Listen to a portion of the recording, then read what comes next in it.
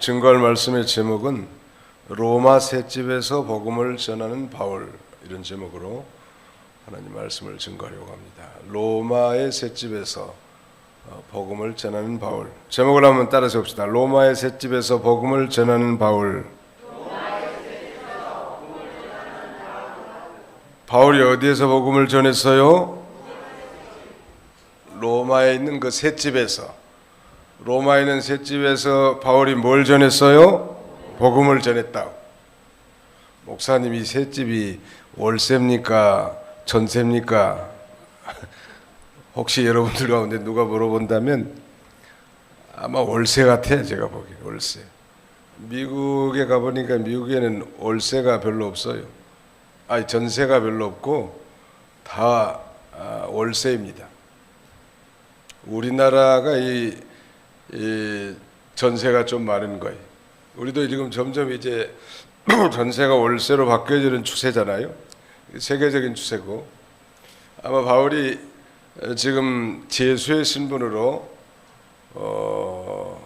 로마까지 이제 호송이 됐습니다만, 오늘 보면 16절에 보면 그는 다른 제수들과 같이 시대장에게 넘겨져서 구금된 것이 아니고 그 백부장에게 잘 보여서, 사실 바울 때문에 그 많은 사람들이 살았단 말.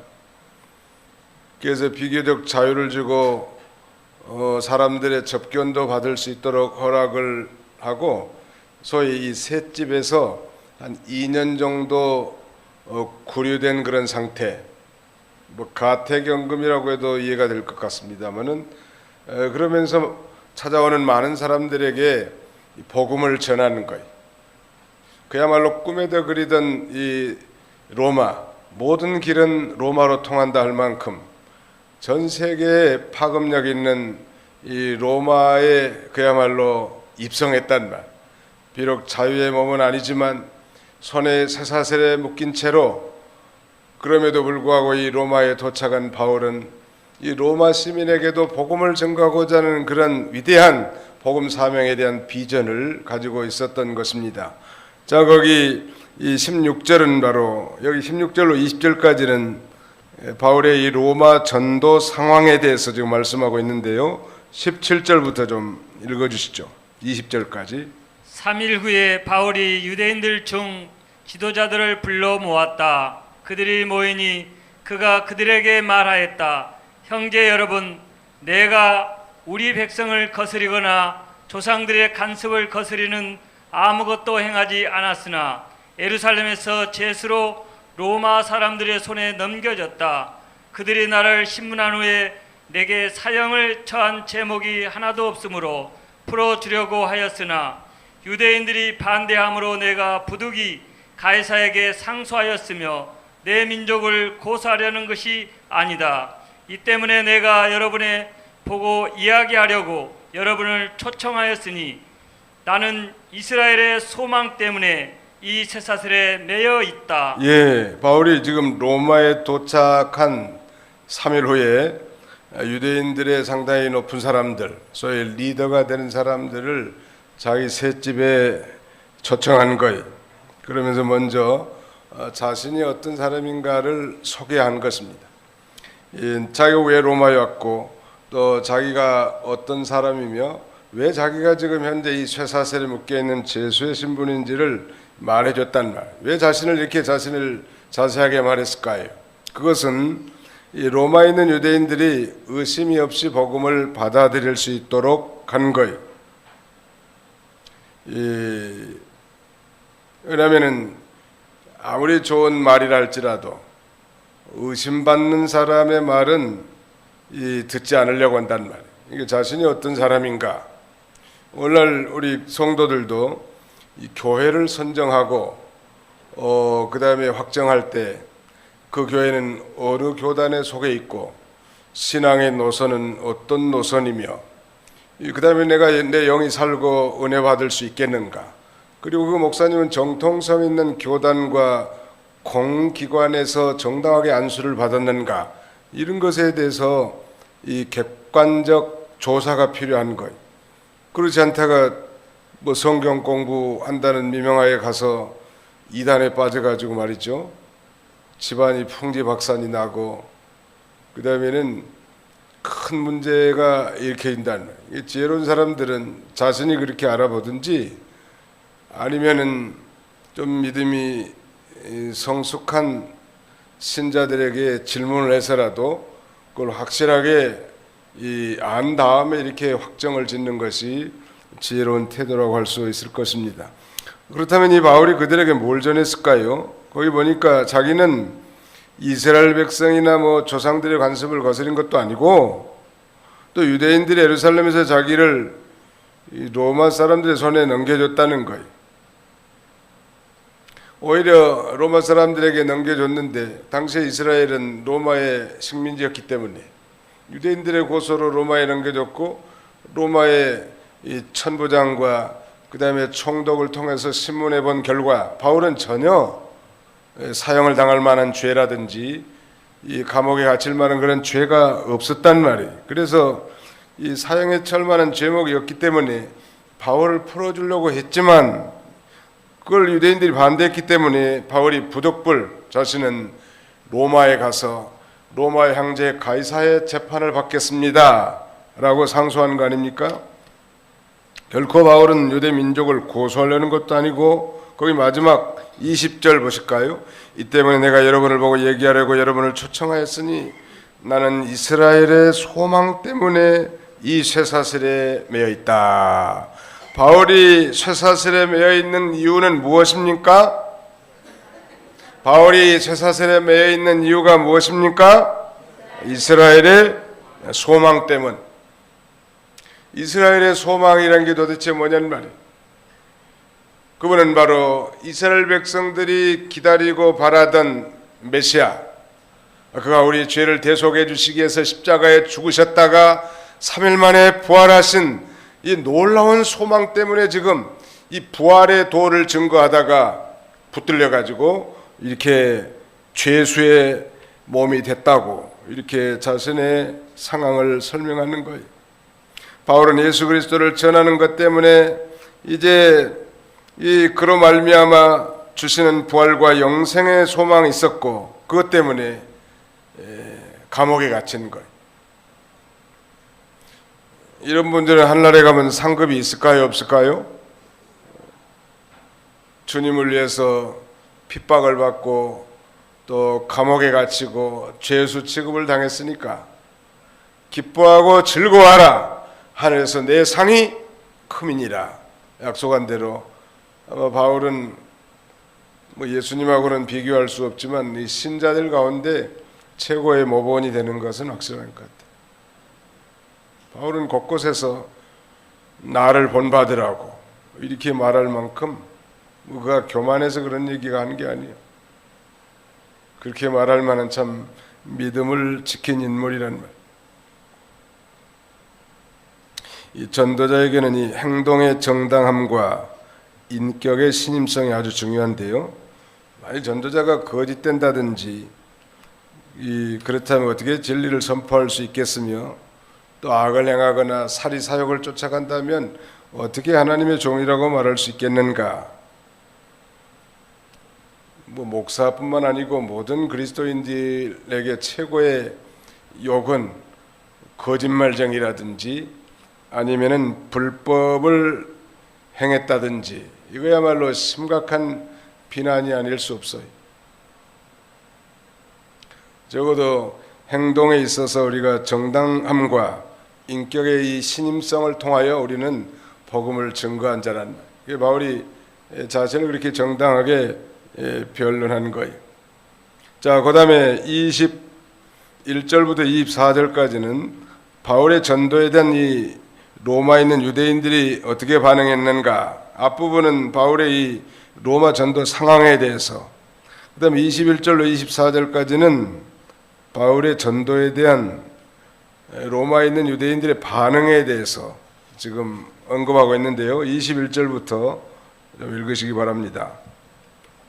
그들이 말하기를 우리가 유대로부터 당신에 대한 글을 받은 일도 없고 형제들 중에 누가 와서 당신에 대해 무슨 악한 것을 고하거나 말한 적도 없으니 당신의 사상이 어떠한 것을 당신에게서 듣기를 원하니 우리가 이 종파에 대해서 어디에서나 반대를 받고 있다는 것을 알기 때문이다라고 하였다.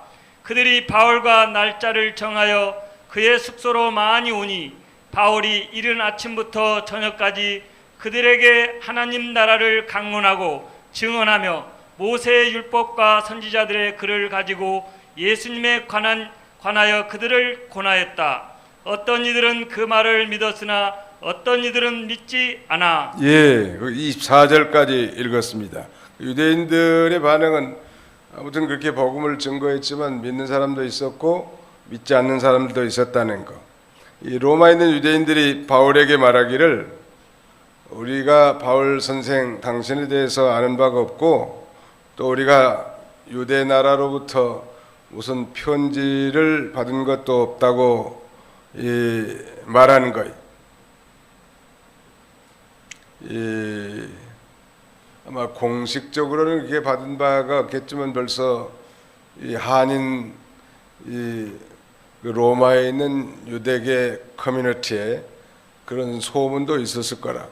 바울이라는 자는 기독교를 핍박하고 박해하던 자였는데 다마스커스에서 회심한 이후에 지금 그리스도의 전도자가 돼가지고 우리 유대교와 아주 대척하고 있다고 아마 이런 소문이 충분히 들어갈 수 있어요. 미국에도 이 곳곳의 대도시에 이 코리안 커뮤니티 즉 이 한국 타운이 있는데 그 한국 소식 뭐 한국 사람보다 더 빨리 아는 경우도 많아요. 이 사람들이 공식적으로 뭐 유대교의 지도자들로부터 서신을 받지 못할지 몰라도 바울에 대해서는 어느 정도 얘기를 들었을 수 있고 그래서 일시에 많은 사람들이 이 바울의 이 셋집에 몰려들어서 얘기를 듣고자 한 것입니다. 바울이야말로 그들에게 꿈에 그리던 이 로마에 있는 유대인들에게 이 복음을 증거할 아주 천재유리의 기회를 만난 거예요. 그래서 아침부터 저녁까지 거기 그러지 않았습니까? 뭘 증거했는가? 23절 우리 다 같이 한번 읽어봅시다. 23절 시작.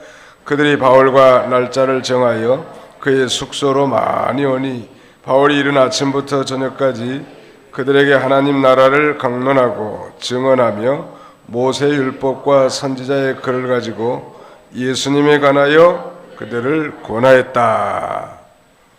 아주 이 복음전을 기회를 잡은 바울은 아주 아침부터 저녁까지 하나님 나라에 대해서 강론하고 또 예수 그리스도에 관한 것에 대해서 증거한 거예요. 특별히 구약의 율법과 선지서, 즉 구약 성경에 예언된 메시아가 바로 오늘 내가 증거하는 이 예수 그리스도라고. 그러므로 그 예수 그리스도를 믿어야 구원을 얻고 영생을 얻고 하나님의 자녀가 될 수 있다고 얼마나 힘있게 증거했을까요? 그런데 바울이 증거한 이 복음에 대해서 이들이 피상적으로 한 것은 22절 당신의 사상이 어떠한 것을 우리에게서 듣기를 원하니 우리가 이 종파에 대해서 어디에서나 반대를 받고 있다는 것을 알기 때문이다라고 하였다. 참된 복음을 증거하고 바른 교회를 세워나간다고 해서 모두가 다 환영하고 웰컴하는 건 아니라는 것. 예수님이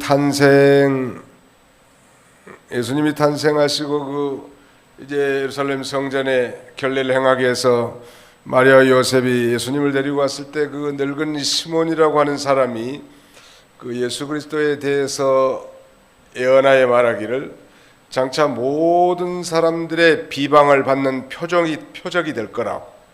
예수님이 하물며 예수 믿는 저와 여러분들도 이 세상에서는 비난받는 표적이 될 수 있는 거예요. 믿음으로 말미암아 비난받을 수 있다는. 전혀 안 믿는 집안에 며느리가 갑자기 예수를 믿으면 그야말로 비난의 표적 아니겠습니까? 인도의 브라만 계통의 한 여인이 이 선교사가 증거하는 복음을 듣고 회심하게 됐단 말. 브라만은 상류계층 아닙니까? 그래서 이 브라만 계통의 이 부족장들이 그 며느리 여인의 상을 만들어 가지고 불을 지른 거예요. 소위 화형식을 거행하는 거. 그러면서 선포하기를 이 여인은 이제 우리의 부족에서 영원히 죽었다라고 선포합니다. 아무튼 예수를 믿는다는 것은 모든 사람들이 다 환영하는 거 아니라는 거예요. 바울이 증거하는 복음이야말로 생명의 복음 아닙니까? 누구든지 받기만 하면 구원과 영생을 얻는 위대한 복음이요, 예수님을 믿으면 생명을 얻는 이 도인데, 그러나 하나님을 알지 못하는 죄악에 간영한 이 인생들에게 있어서는 이 참 복음이 거스리게 되는 것입니다. 사실 우리가 설교를 들을 때도 그래도 우리 심령이 콕콕 찔르는 것은 우리의 이 죄 있는 본성과 반하기 때문에 그런 거예요. 그게 또 지극히 정상이죠. 아무튼 이 놀라운 이 생명의 도를 아침부터 저녁까지 거기 찾아오는 모든 사람들에게 증거한 거예요. 하나님의 나라를 증거한 거예요. 즉 예수 그리스도로 말미암아 이루어질 이 하나님의 통치의 영역, 예수를 믿으면 그 심령의 하나님의 나라가 임하게 될 건데, 그걸 증거하고 또 이 땅의 복음으로 말미암아 하나님의 나라를 건설해 나가는 것에 대해서 자세하게 증거하고, 또 예수 그리스도에 대한 것에 대해서도 그들을 권면하면서 증거하는 것. 예수 그리스도의 우리식으로 말하자면 동정녀 탄생, 십자가의 죽으심의 의미, 그의 부활하심과 승천하심의 의미가 무엇인가? 우리가 배운 대로 이 예수 그리스도의 성육신, 어떻게 이 로고스 되신 하나님께서 인간의 몸을 입고 이 땅에 올 수 있는가? 이게 바로 성육신 아닙니까? 성육신이라는 것은 육신이 되다, 그런 말이에요. 로고스이신 말씀이신 하나님께서 이 태초의 말씀으로 계셨는데, 이 말씀이 하나님과 함께 계셨다가 때가 되매 역사의 한 복판에 인간의 몸을 입고 이 땅에 오신 사건, 그게 바로 성육신 사건이에요. 우리가 복음을 증거하면서 그걸 증거했는데 아마 바울 사도도 그걸 증거했을지 모르죠. 예수 그리스도는 바로 동정녀 마리아에게서 태어났다. 원래 로고스이신 말씀이신 하나님이신데 인간의 몸을 입고 이 역사의 한복판에 오셨다.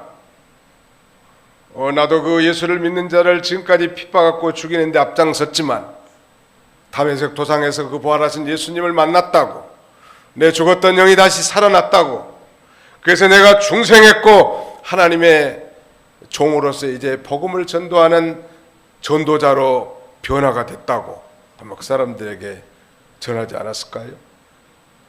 그런데 그 중에는 이제 믿는 사람들도 생겼고 어떤 이들은 믿지 않았다고 했습니다. 25절부터 좀 읽어주시죠. 25절. 그들이 서로 의견이 엇갈려서 헤어질 때 바울이 이 한마디 말을 하였다. 성령께서 선지자 이사야를 통하여 여러분의 조상들에게 잘 말씀하셨는데 말씀하시기를 이 백성에게 가서 말하여라. 너희가 듣고 또 들어도 결코 깨닫지 못할 것이며 보고 또 보아도 결코 이해하지 못할 것이다. 이 백성의 마음이 무뎌졌으며 그들이 귀로 둔하게 듣고 그들이 자신들의 눈을 감았으니 이는 그들이 눈으로 보고 귀로 듣고 마음으로 깨닫고 돌아서서 내게 고침을 받지 못하도록 하려는 것이다 라고 하였다. 네, 유대인의 불신으로 복음이 이방인에게 전파된다는 이 놀라운 이사야 선지자의 예언의 말씀이 성취됐다고 그렇게 말씀한 거예요. 어느 시대나 이 복음이 전파되는 곳에는 이렇게 두 파로 나눠지게 되는 거예요. 믿는 사람과 믿지 않는 사람. 이 바울의 말을 믿는 사람은 소수였고 아마 믿지 않는 사람들이 대부분이었을 텐데, 그들이 흩어질 때 바로 이 바울이 이사야 6장 9절로 10절에 그 예언된 말씀이 그대로 성취되었음을 이제 선언하고 있는데, 이 말씀은 복음을 듣고도 믿지 않는 사람들이 더욱 강팍해진다는 사실을 지정한 것입니다.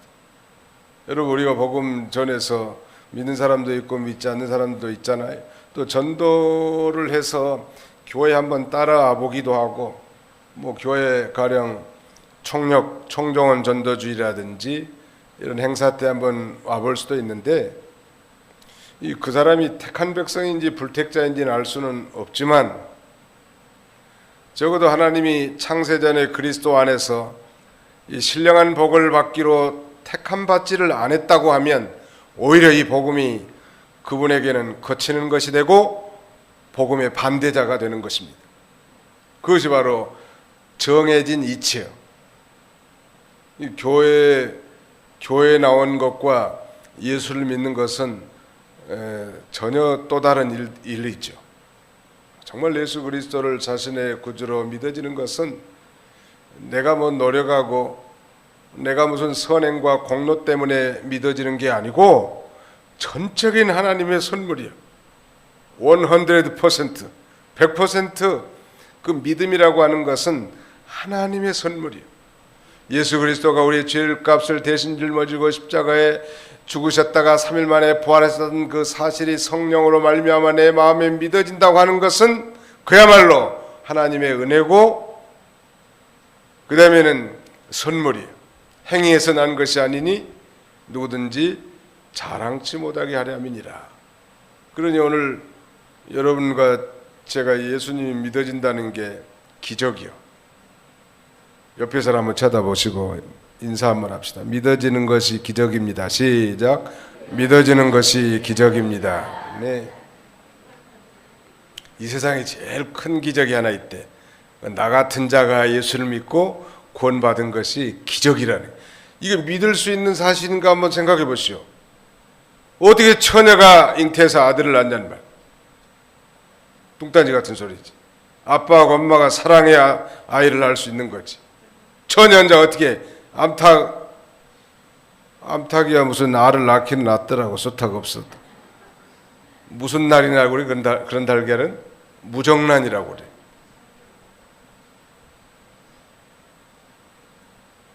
믿을 수, 또 부활한가 그거 어떻게 죽은 자가 죽었으면 끝나는 거지. 다시 죽은 자가 다시 살아났으므로 잠자는 자들의 첫 열매가 될 수 있냐는 말.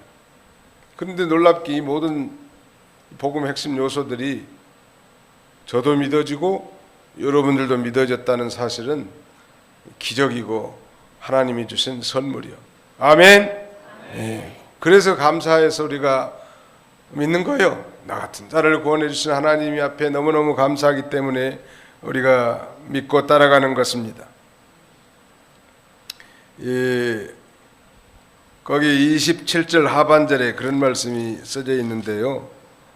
마음으로 깨닫고 돌아서서 내게 고침을 받지 못하도록 하려는 것이다. 이 복음이 감춰졌다고 하는 것은 유대인들에게 특별히 하나님께서 그들의 마음으로 깨닫지 못하고 깨닫고 돌아서서 하나님에게 고침을 받지 못하도록 감춰지는 거예요. 놀라운 아이러니죠. 우리 신학교에서 그 비유의 목적을 그렇게 가르칩니다. 이 비유, 영어로는 패러블이라고 합니다만 이 헬라 말은 파라볼레라고 하는 이 말은 예수님이 비유를 많이 썼어요. 그런데 놀라운 일은 이 왜 비유를 썼냐는 말이에요. 사실은 그 비유를 사용하신 두 가지 목적이 있는데, 하나는 택한 백성들에게는 믿어져서 그 풍성한 생명으로 살도록, 불택자에게는 그것이 감춰져서 구원받지 못하도록 영원한 저주 가운데 가두도록, 이런 이 두 가지 목적이 있는 거예요. 우리는 성령으로 이 비유가 깨달아져서 믿어졌고 더 풍성한 생명의 삶을 살게 했지만, 믿지 않는 불택자들에게는 이 사실이 감춰져서 주님 앞에 나와 제 용서를 받고 고침을 받지 못하도록 그렇게 되어 있단 말.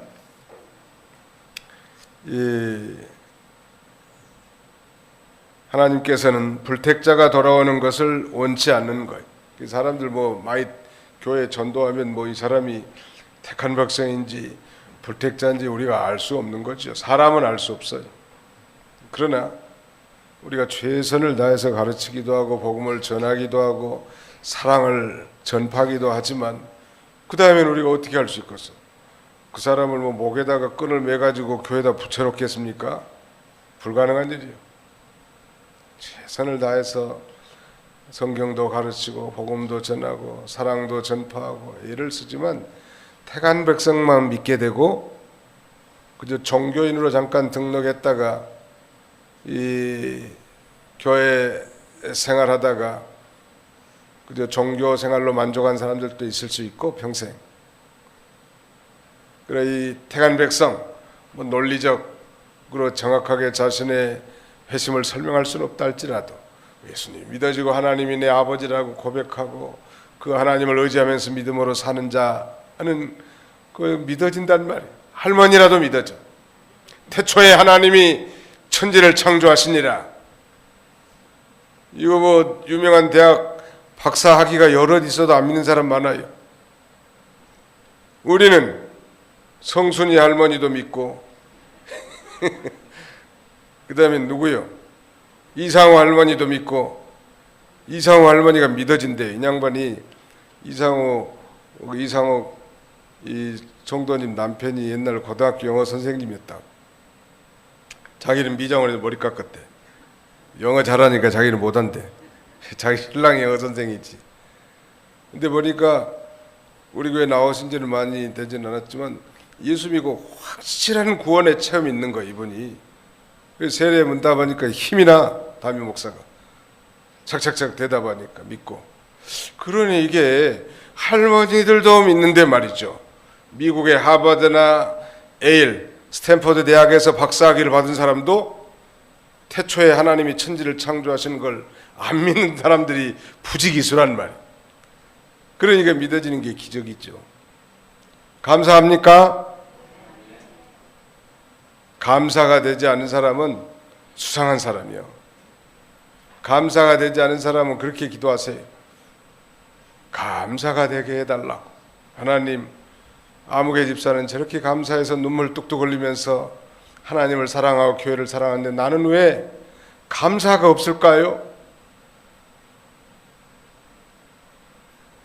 그렇게 기도하시다 보면 하나님이 불쌍히 여겨서 그분처럼 감사의 인생을 살 수 있게 될 날이 올 수 있는 것입니다.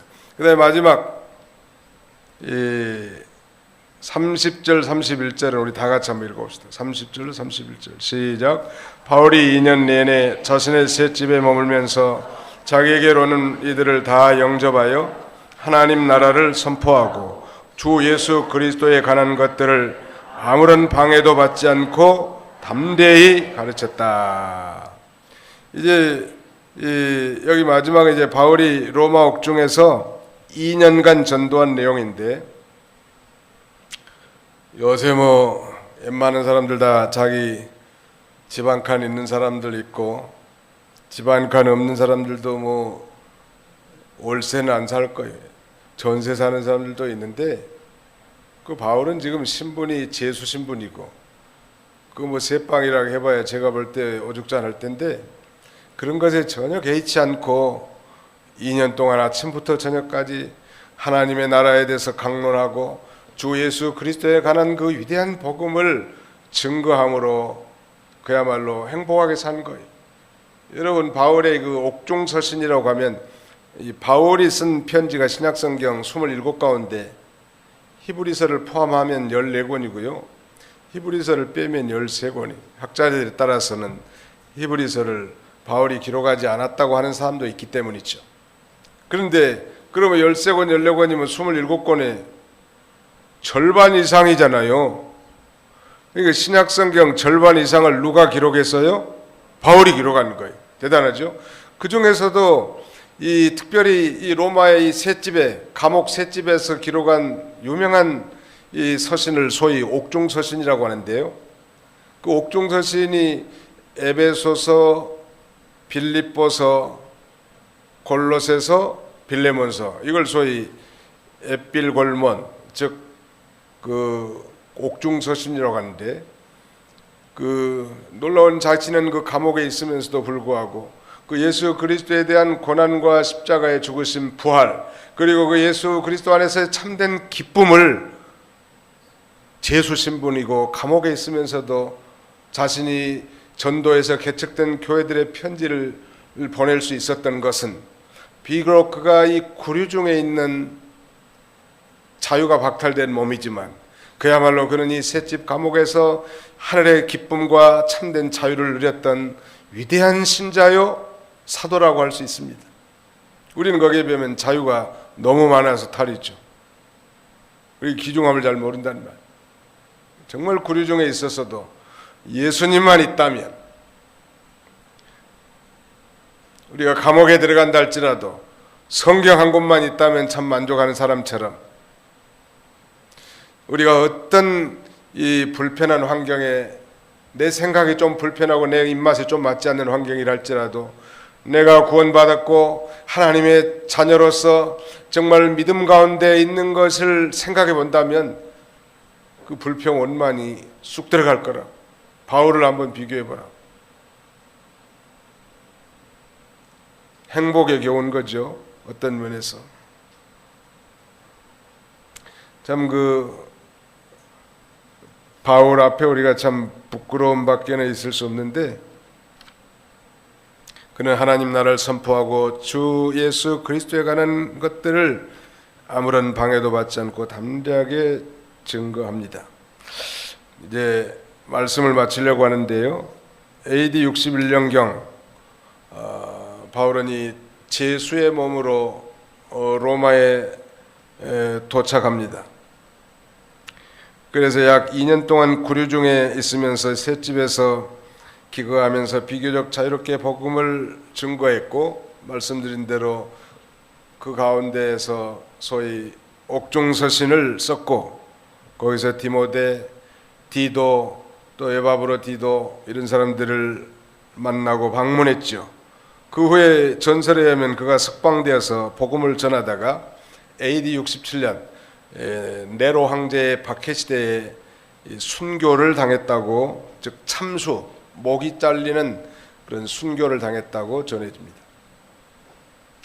풀려났으면 좀 도망가가지고 말이죠, 좀 자유롭게 평안하게 살 수도 있을 건데 다시 아마 복음을 증거하다가 재투옥돼가지고 로마의 기독교 핍박 시대에 네로 황제에 의해서 참수당함으로 그의 생애를 마치는 것.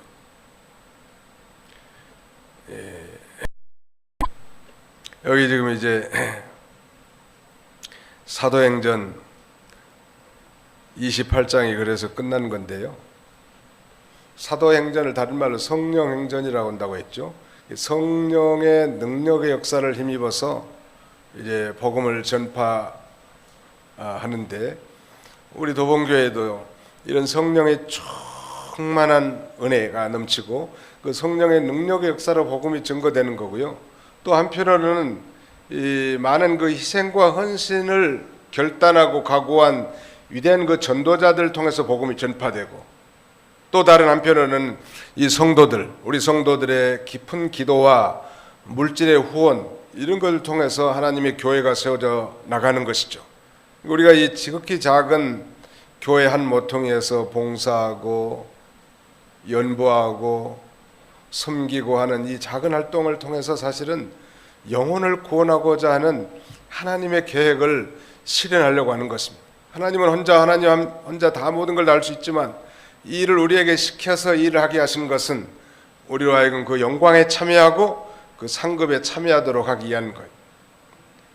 바울이야말로 성령의 권능을 힘입어서 희생과 헌신을 결단하고 복음을 증거했습니다. 많은 이 기도의 후원자들, 물질의 후원자들이 있었을 것 같아요. 바울이 로마 셋집에서 이 복음을 전했다고 했는데 그 셋집의 월세는 누가 지불했겠죠? 성경에 무조건 하나님이. 아무튼 아마 제가 보기에는 여러 성도들이 연보를 붙여줘 가지고 선교비 가지고 월세비를 냈을 거라. 바울의 이 수많은 동역자들, 또 이게 그림자같이 나타나진 않았지만 이 사도행전을 기록한 바울의 제자 누가가 함께 로마에 도착했고 항상 그의 곁에 있었음을 우리는 사도행전을 통해서 발견할 수 있는 거예요. 누구 누구 한 사람 때문에 하나님이 일이 이루어진 거 아닙니다. 교회는 모든 당회로부터 유치부원 한 사람 한 사람까지 모든 성도들이 오케스트라처럼 하나하나가 자신의 임무를 잘 감당해 나갈 때 생명을 건져내는 거예요. 우리가 하는 일은 생명을 구원하는 일이에요. 죽은 자를 살려내는 일이라고. 이게 중요한 거예요.